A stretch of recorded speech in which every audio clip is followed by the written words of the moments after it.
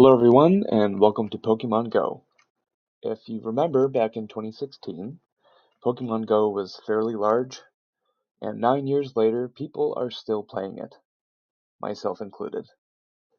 So this is a fairly long video, but I'm going to try to get through almost everything in Pokemon Go today. And there is a lot. They've added quite a bit. If you haven't played in a while, you're going to be surprised by some stuff. So first off, I'm level 45. I've walked over 10,000 kilometers. I've caught over 46,000 Pokemon. And as you can see by the start date, I started on July 7th, 2016. Walking is obviously a large part of the game, being outside, which is great. It's kept me in shape. They raised the level from, or the maximum level from 40 to 50. So I've surpassed that. And there's a bunch of other badges and accomplishments that you can get while playing the game.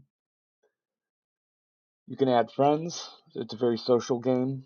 I have some real life friends and some people that I've never met that I've just added online, but they send me gifts and I can send them gifts.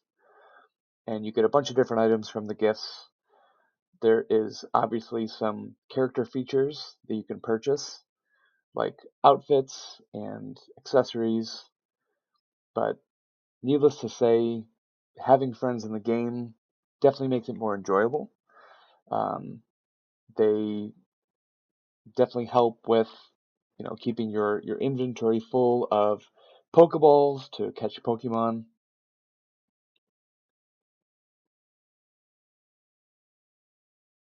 Speaking of which, this is how you catch a Pokemon. You click on it on the screen, and you use any of the different berries that you have on the left side. The one that I just used was a raspberry, and it helps by decreasing the chance of it popping out of its Pokeball.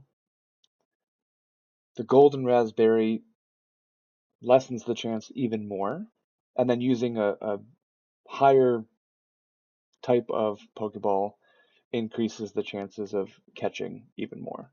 So there's the Pokeball, Great Ball, and this is the Ultra Ball. So we've just caught the Charmander. Now I'm seeing how strong it is, and it's something called IVs, and you could have anywhere from 0 stars up to 3 stars, and 100% would be the perfect IVs. So IVs go 0 to 15. You can then increase its power, or I guess combat power, by feeding it different types of candy. You earn the candy by catching Pokemon. There's 2 types of candy. There's just regular candy, and then there's XL candy. And you can evolve it, of course. You can teach it different moves. Obviously, fire type Pokemon use fire type moves, and all the different types have special moves that they can learn. So now let's try out a Nana Berry. And so this just makes the Pokemon settle down a little bit, less jumping around. And I'll use a Great Ball this time. If you notice, I put a little curve to the ball, and you can do this by just swirling the ball around before throwing it. And this also increases the chance of catching the Pokemon. Gives you a little bit more experience. Experience is used to level up in the game. Opens up more ways of playing the game. So there is the Master Ball. It is extremely rare, and it basically is 100% accurate and capable of catching any Pokemon. So I'm not going to use it on the Squirtle. I'll probably use it on some legendary Pokemon that they have in this game.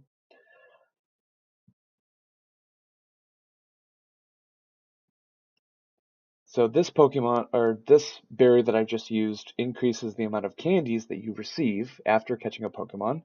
So instead of getting 3 candies, I actually got 6. And this just, gives you more candies to help you power up and level your Pokemon.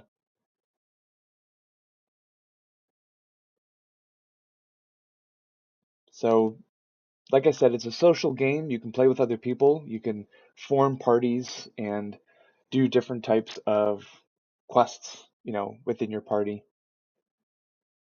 On the Pokemon tab, you can filter by any, any type of group. Like if you want a fire type Pokemon, right now I'm listing everything out by their Pokemon number. So obviously we are starting with Bulbasaur and going down the line. So you have a bunch of different types of Pokemon. You have shinies, you have shadow Pokemon. Here's a shiny Beedrill. If you notice in the background, it can be mega leveled. It can be a mega Pokemon.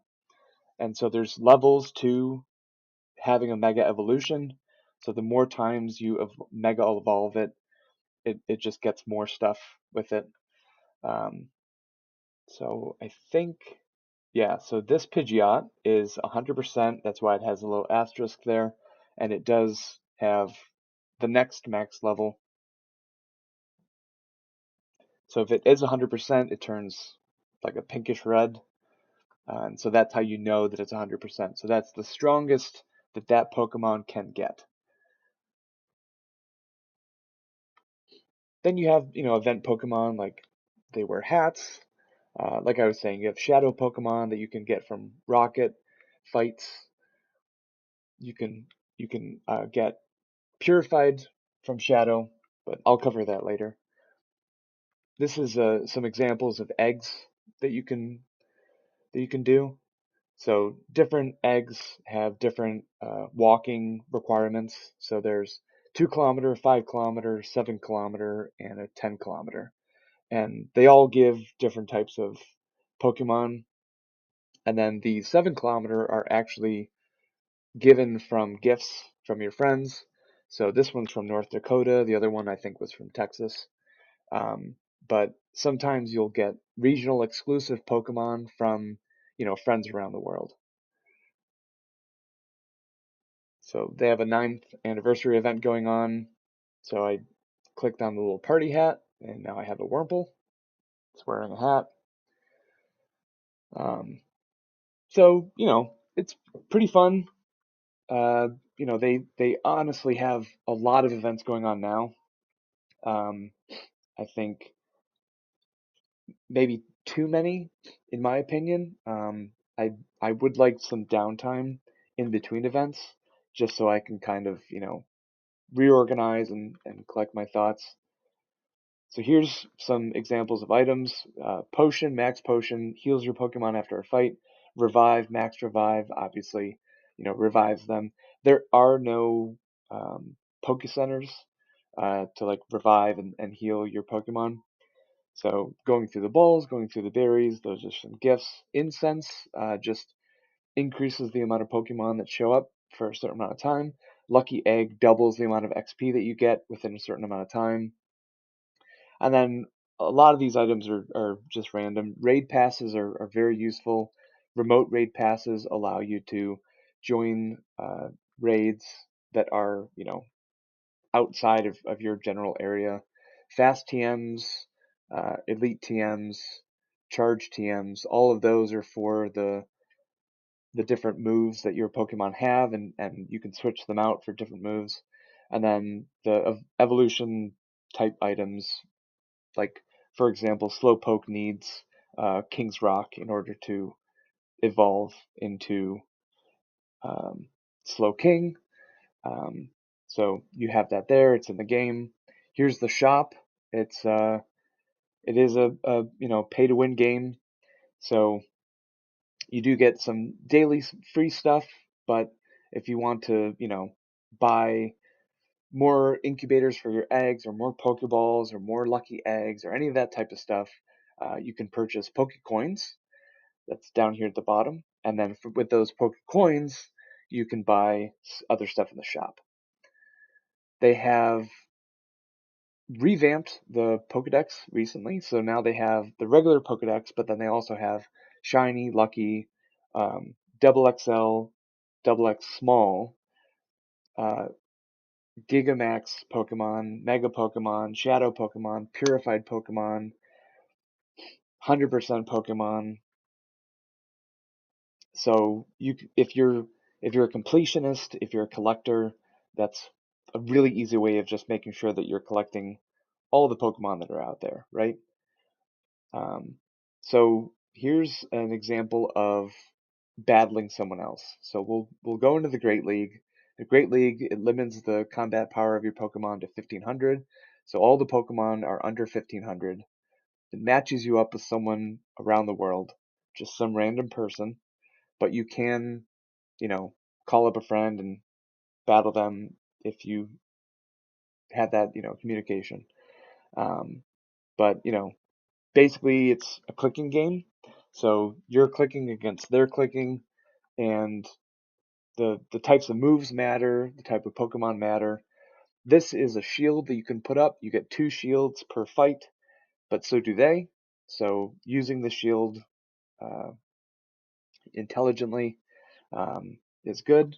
So unfortunately, I lost that battle. I skipped through it. This is kind of the radar. So if you're looking for a specific Pokemon, you can look on the radar, and it'll kind of show you the general area that it's in. The raids, like I said, we'll cover later. Power spots, we'll cover later. The new RSVP tab is kind of nice if you want to plan to meet at a certain gym with other people. And so this is like the tasks, quest tabs. Um, so there are special quests and special rewards on the far right. Uh, on the far left are events. So like I was saying, a lot of events going on. Something called the Go Pass every single day.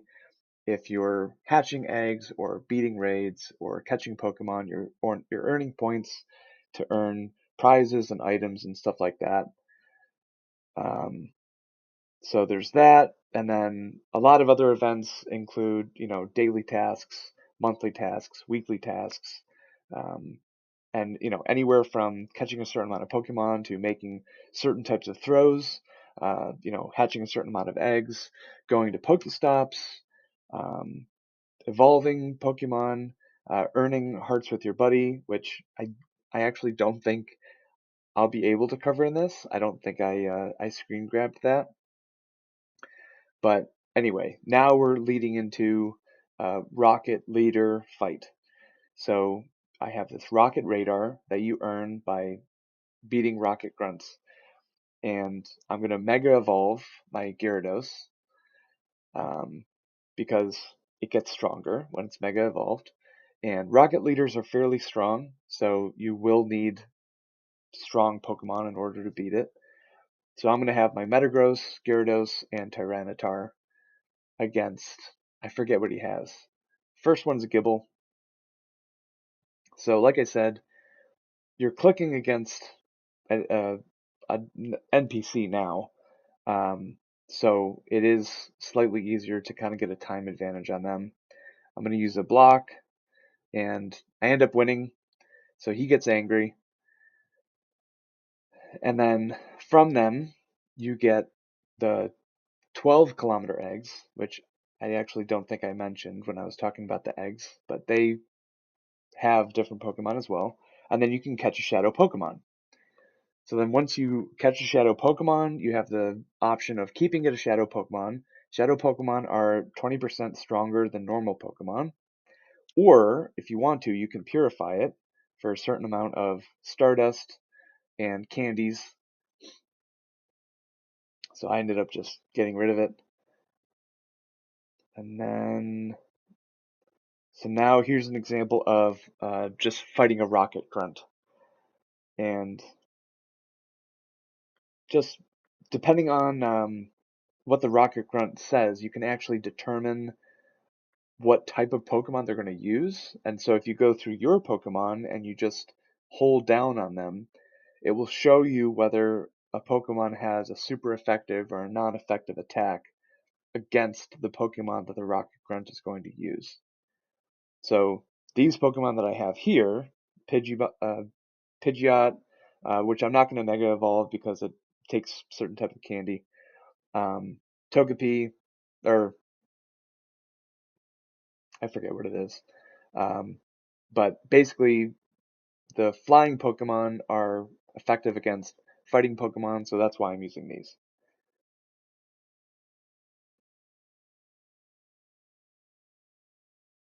I won that one, she gets angry, and so from a Rocket Grunt, you'll win a few different things. Different than a leader, you'll get Stardust, and then you'll get a mysterious component, which you need 6 of in order to create the Rocket Radar, in order to fight against the Rocket Leader. Then you get a chance to catch the Shadow Pokemon, depending on how fast, or not, I guess not how fast, but how many Pokemon you keep during the fight. That adds to the amount of Pokeballs that you can use to catch the Shadow Pokemon. And then there's other like badges and achievements that add to the number as well. So you get experience for catching it. You have the option of purifying it. I always appraise if you haven't noticed. And then if it's something that you haven't caught before, you can keep it, or if you have one already, you can transfer it to the professor. This apple on the ground is another, I would say, ongoing special event. Um, it's like it has to do, well, so Applin is the Pokemon, but then in order to, I guess, power it up or evolve it, you need actual apples from the game. I think I missed this episode in the cartoons. I've never seen this Pokemon before. I stopped playing around, I think, Leaf Green, but yeah, it's something about apples. But like I said, there's so much going on in the game. There's so many things to do. I honestly, I'm not even covering everything, and I think we're only halfway through this video. So this is my neighborhood. I wouldn't call this rural, but it's certainly not a city. You can kind of see a lot of the stuff that I would like to interact with is fairly far away. This is a park near my house, though, and this obviously has a lot more stuff to interact with. What you're seeing here is called a showcase, and so showcase is entering a Pokemon in a um, certain theme or a certain type, and they're basically weighing it and checking out its height and seeing if you have the largest Pokemon of that type. And so right now I'm ranked in second place, and then I'll spin the Pokestop. My item bag is full, so I'll probably go and empty out my item bag at some point, and then I can get more items from the Pokestop. But up ahead you can see there's a gym, there's some max raids. So this is a different park, also near my house. This has Pokestops and gyms as well. And what you see there is a level 1 raid. Um, and so first I guess I'll get the Pokestop and then hopefully we'll go to the raid. If you haven't caught on already, these are pre-recorded and I'm just voicing over them. So I'm not exactly sure what I'm going to do in these videos and these screen grabs, and I think it just makes it more exciting. So what I'm showing here is the different lures. Lure is similar to an incense, but you attach it to a Pokestop and you can have more Pokemon, around that Pokestop. Um, and so, rainy lures bring water Pokemon, mossy lures bring grass Pokemon, so on and so forth. So here's the here's the raid, level 1, like I said, so it should be pretty easy. I should be able to get through it with just myself. Lately, I've been able to do level 1 and level 3 raids by myself. Once you get up to level 5, or even, higher raids, definitely more difficult. This is the RSVP that I was talking about earlier. So there's a specific time that you can kind of say, hey, I'm going to be around this gym at this time. If you'd like to, if you're in the area and you'd like to join me, please come join me. So I think that's kind of cool. Honestly, that's within the last month or two, I want to say that they've added that. And so, like I said, you can go through, click on a Pokemon, and so this Pokemon is weak to Rock, and so I'm obviously using Rock Pokemon. And then you can invite friends to come help you. For this, I'm just doing it as an example because with level 1, you really don't need any help, or you shouldn't need any help to beat it.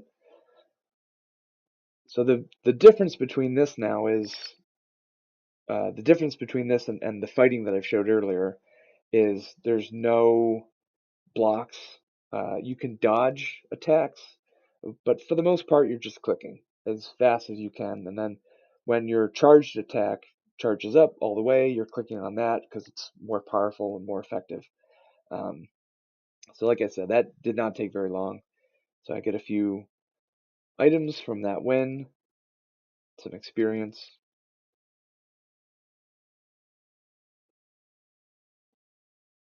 And similar to the rocket fights, depending on how fast you are or some other factors, you get a lot of balls. So I caught it and I praise it and I transfer it.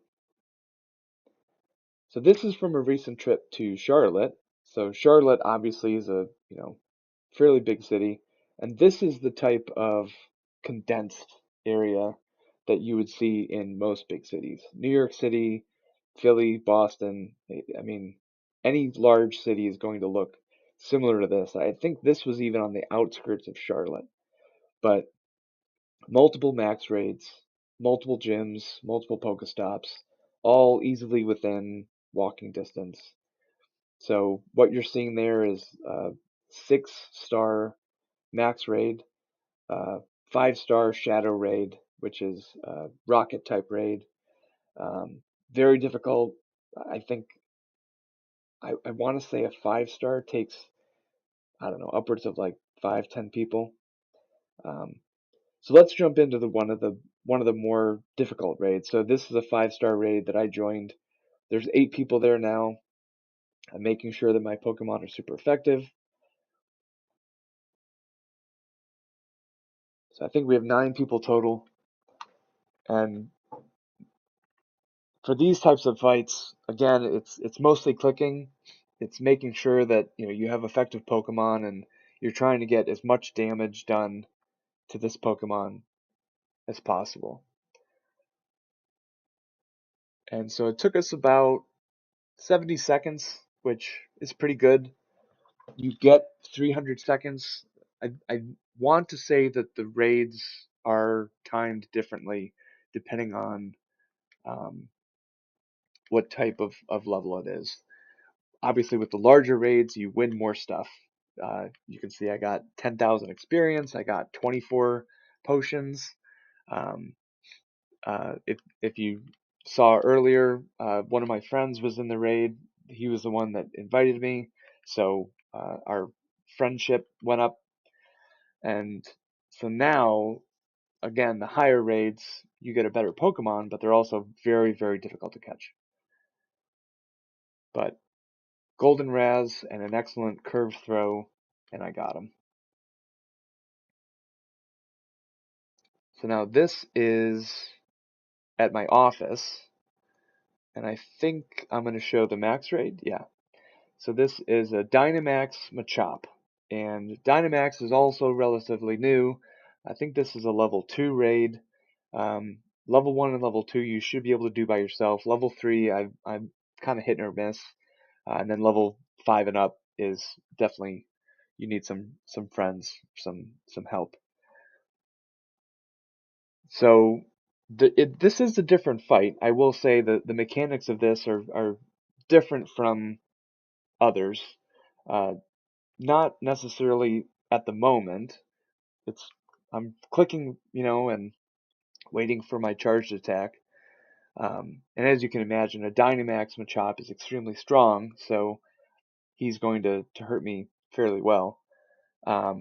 What you're seeing me do with the Pokemon is gathering up max points or something like that.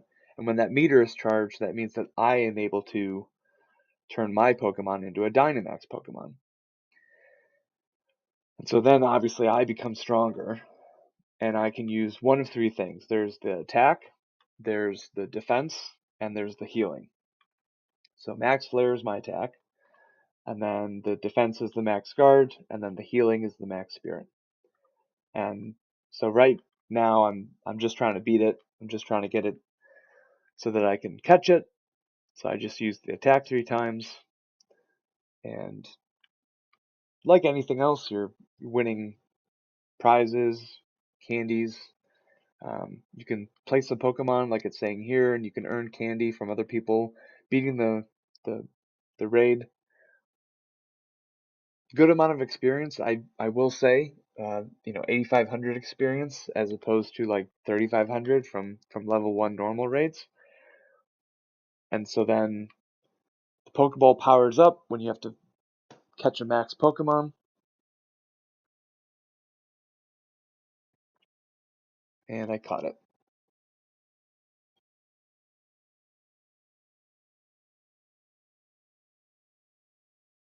There's day streaks, stuff like that. Oh, and so lastly, we're going to go back in time real quick to when I leveled up to level 45. You get a bunch of rewards. Sometimes you get cool gear, like a hat or a jacket.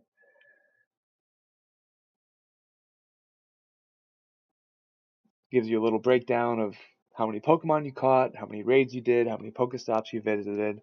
I was in level 44 for quite some time. I want to say it should not take as long as I did to go from, 44 to 45 or any of the higher levels. So here's the professor. Doesn't quite look like he did in the old video games, but I'm not here to judge. And so basically what he's telling you is, hey, congrats, you made it to level 45. Here's some more challenges that I want you to do.